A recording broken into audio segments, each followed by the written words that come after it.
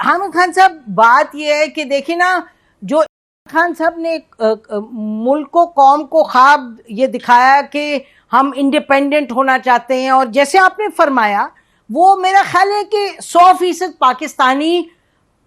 وہ چاہتے ہیں کہ وہ خواب پورا ہو، لیکن یہ تو بات درست نہیں ہوگی۔ اس وقت تو وہ قصیدے پڑھ پڑھ کے تھکتے نہیں تھے جنرل باجوہ کے، اور جنرل فیض کتنے ان کے قریب تھے، اور جو فیصلے تھے یعنی کہ کشمیر پہ ہی ٹوک اے اسٹرانگ پوزیشن، اور بڑا اچھا کیا انہوں نے، اور اس وقت اسٹیبلشمنٹ کی اور پوزیشن تھی۔ دوز آر تھنگز جو ہمیں معلوم ہیں۔ سملرلی یہ ان کی اور جو یعنی اسرائیل کو ریکگنائز کرنا جو اسٹیبلشمنٹ کا فیوریٹ ایک چیز ہوتی ہے، وہ ان کے دور میں بھی کوشش کی، بٹ انہوں نے بڑی ایک اسٹرانگ سٹانس لی۔ یہ میں فورن پالیسی کے حوالے سے کہہ رہی ہوں۔ اور ڈومیسٹک میں تو حامد خان صاحب آپ تو سب سے بہتر جانتے ہیں کہ وہ تو تھکتے ہی نہیں تھے کہ اپوزیشن کو کہتے کہ ان کو آپ دریا میں ہی ڈبو دیں۔ تو یہ آپ کا خیال ہے اسٹیبلشمنٹ یہ چاہ رہی تھی، یا عمران خان صاحب نے تو بات کرنا گوارا نہیں کیا؟ آپ کے سیکرٹری جنرل پارٹی کے کہہ رہے ہیں، اب وہ کہہ رہے ہیں، اور یہ میں بڑی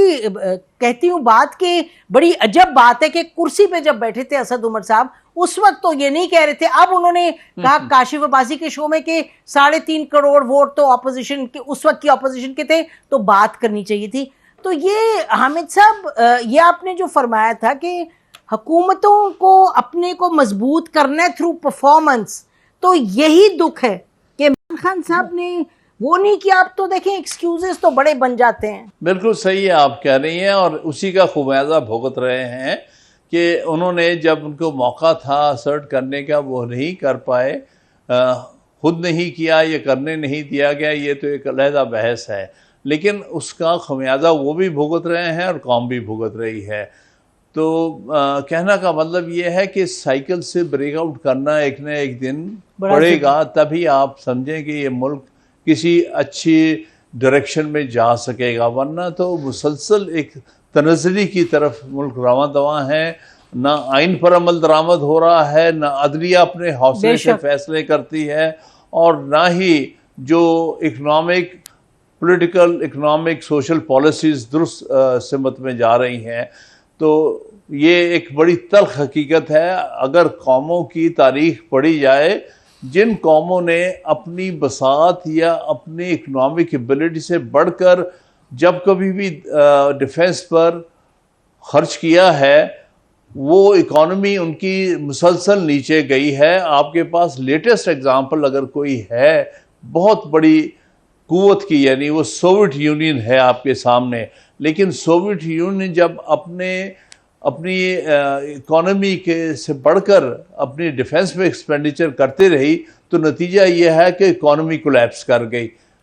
اب یہ ایک بڑا تلخ سا فیصلہ کرنے والا ہے جو بھی حکومت ان پار ہوگی، کیا ہم دنیا میں 50ویں اکنامک پوزیشن میں ہوتے ہوئے 10ویں بڑی فوج کو مینٹین کر سکتے ہیں کہ نہیں؟ یہ جو میرا انٹرویو بھی جو تھا اس دن حامد میر صاحب کے ساتھ، وہ دراصل میری جو کتاب ہے اس پر کیا گیا تھا، اور اس پر جو بات میں نے کہی تھی کہ فیصلے کہیں اور ہوتے ہیں اور عدالتوں سے ان پر مہر لگائی جاتی ہے، چاہے 1954 کے مولوی تمجید الدین کیس تھا، یا 1958 کا ڈوسو کیس تھا، یا بعد میں جو ہے بیگم نصرت بھٹو کیس، ظفر علی شاہ کیس، یا فار دیٹ میٹر یہ جو بعد والے کیسز ہیں جس سے حکومتیں بدلی جاتی ہیں یا حکومتوں کے لیے رسے استوار کیے جاتے ہیں۔ یہ سلسلہ پچھلے 70-75 سال سے چل رہا ہے، اور جس کی وجہ سے ملک میں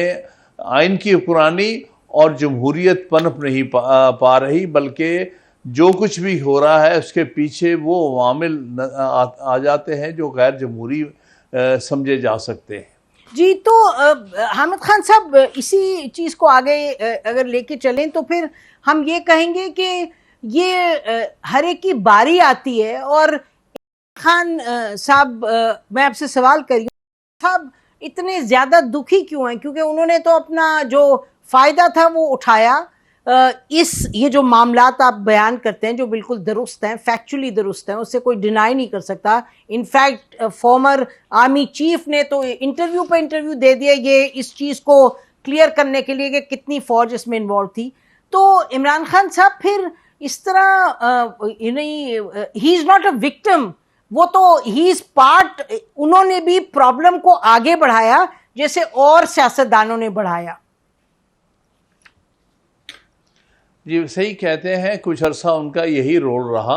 اور اس کے بعد گریونس بھی یہی ہے. جس طرح سے آپ کو یاد ہوگا کہ 2017 میں جب نواز شریف صاحب کو نااہل کیا گیا تھا تو انہوں نے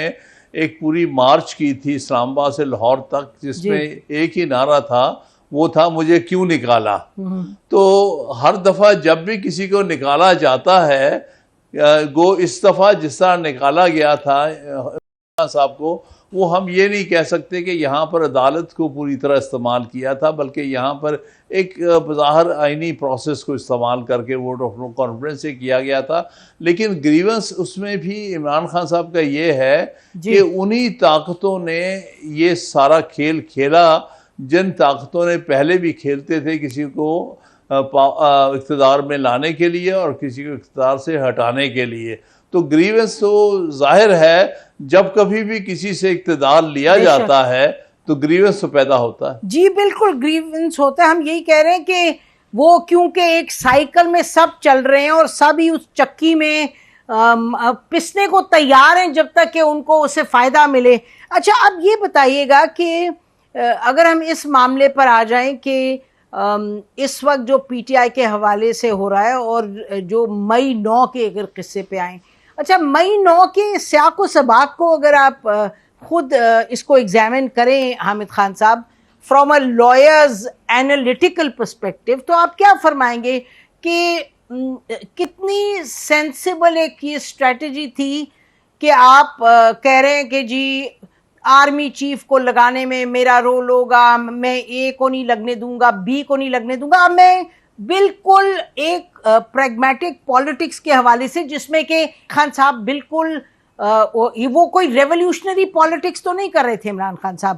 باتیں جو مرضی کر رہے تھے، ایکشن میں تو ان کی نہ ریولیوشنری تھی نہ ریڈیکل پالیٹکس تھی، لیکن پھر بھی وہ انہوں نے جو ایک اور میں آپ کو پتا ہے کہ آپ جیسے فرماتے ہیں کہ فوج کا رول ہے، ہونا نہیں چاہیے پالیٹکس میں، ہم یہ تواتر سے کہتے رہے ہیں. تو دیٹ اپارٹ جب آپ پاور میں ہیں اور آپ اپنی ایک گیم کھیل رہے ہیں ایک طریقے سے، اس میں پھر آپ اگر یہ ایک پوزیشن لے لیں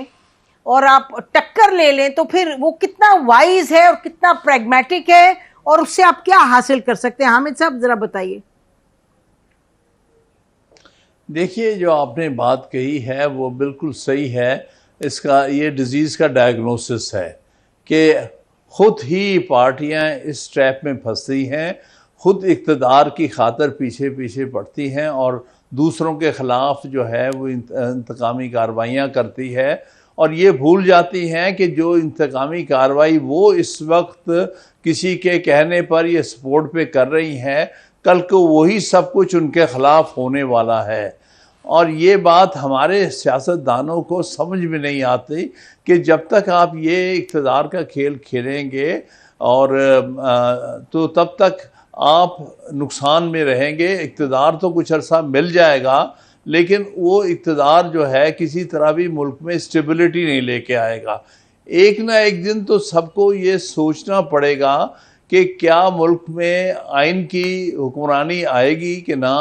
اور اس کو کس طرح لایا جائے گا اور کس طرح سے ہم سیولین سپرمیسی کو اچیو کر سکتے ہیں. اور یہ جو اسٹیبلشمنٹ کی انٹرفیئرنس کو سیاست میں ختم کیا جا سکتا ہے. آلریڈی اس پروسیس سے کسی حد تک ٹرکی پچھلے 100 سال میں گزرا ہے، اور آخرکار پچھلے 20-22 سال میں آ کے جب سیاسی قوتیں صحیح معنی میں اچھی طرح سے اسٹرانگ ہوئی ہیں تو اس کے بعد پھر یہ کھیل وہاں پر بند ہو گیا پچھلے 20-22 سال میں. اور اس میں ساری سیاسی قوتیں یہ سمجھی ہیں، صحیح سمجھی ہیں کہ ہمیں سویلین سپرمیسی کے لیے کام کرنا چاہیے اور آئین کی عملداری کے لیے. جس دن ہمارے سارے سیاستدان اس بات کو سمجھ لیں گے اور اس بات کا فیصلہ کر لیں گے کہ ہم نے آئندہ کسی اور کے کہنے پر کام نہیں کرنا بلکہ خود اس ملک میں آئین کی حکمرانی کو قائم کرنا ہے، تو میرے خیال میں بہت سارے مسئلے حل ہو جائیں گے۔